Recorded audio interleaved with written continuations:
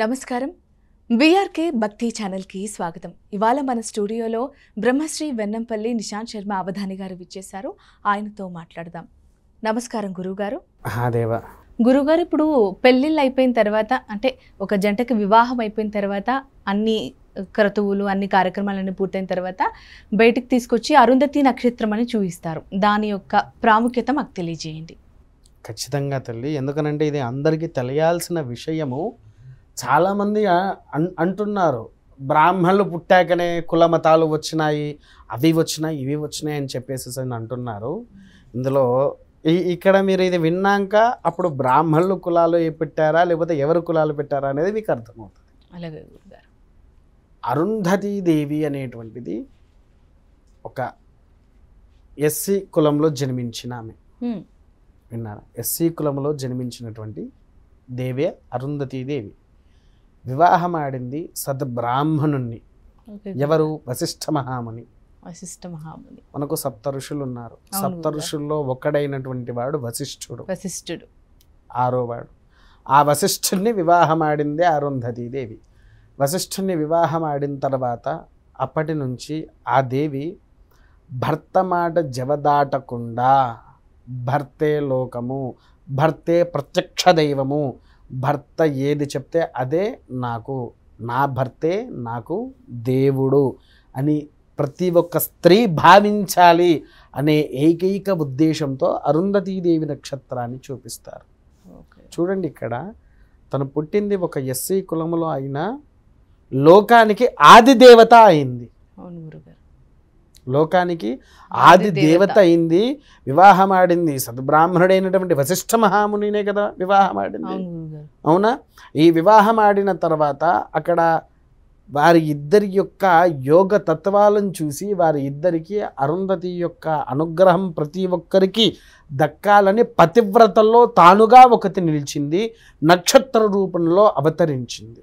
నక్షత్ర రూపంలో అవతరించి ప్రతి ఒక్క వివాహమైన జంట అదిగో చూడు అరుంధతి నక్షత్రం అంటే, ఆ అమ్మాయి ఎప్పుడైతే నిజమైన అరుంధతి నక్షత్రాన్ని చూసిందో అప్పుడు వారికి పరిపూర్ణత అనేది దక్కుతుంది. అందుకోసమే చూడరా తల్లి, పూర్వము వివాహము ఉదయంలో జరగకపోయేది, రాత్రి అయిన తర్వాతనే చేసేది. ఎందుకనంటే నక్షత్రము అనేది అది కనిపిస్తుంది కాబట్టి, పగలు కనిపించవు కాబట్టి. ఇప్పుడు పగల్లో కూడా వివాహాలు చేసేసరికి చూయించేసేసి పక్కకు అది. అయితే దానివల్ల ఏమవుతున్నదంటే ఆడవాళ్లకు కృతూతత్వ దోషాలు అనేది పడుతున్నాయి. కేవలం దానివల్లే అలా అవుతుందా గురు? వాటి వల్ల అలా అవుతుంది. అంటే కృతూతత్వ దోషాలు ఎందుకు అవుతుంది అని అంటే, ఇది ముఖ్యంగా ఈ కలియుగంలో నడిచేదానికి ఖచ్చితంగా చెప్పాల్సింది. ఈ దోషము వలన ఒక స్త్రీ వివాహమైన తర్వాత భర్తుండంగానే పరపురుషుడితో వెళ్ళడం, ఈ దోషాలు అనేటువంటివి బాగా పడుతుంది. ఇలాంటి దోషాలు పడతాయి.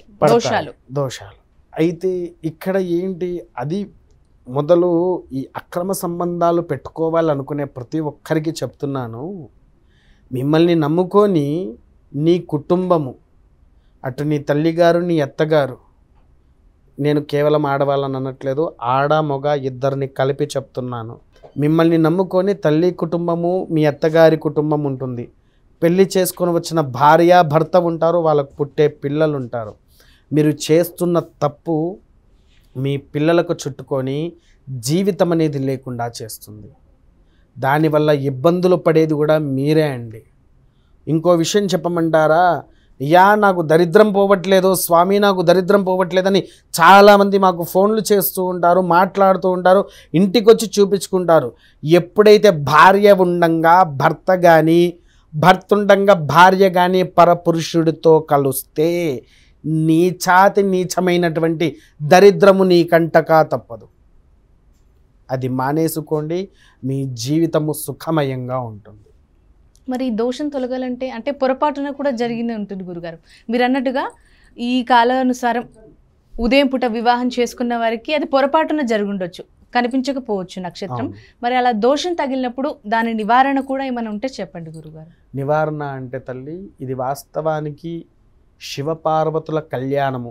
కళ్యాణం మొదటిది. అది కూడా ఎలా అంటే ప్రతి మాసము అలా 3 సంవత్సరాలు ప్రతి నెల 3 సంవత్సరాల వరకు ప్రతి నెల ఉమా సహిత గౌరీ యొక్క కళ్యాణాన్ని చేయించాలి. అంటే శివపార్వతులనే అర్థము, శివపార్వతుల యొక్క కళ్యాణము చేయించాలి. అది కూడా ఎలా అంటే ఆరుద్ర నక్షత్రంలో మాత్రమే.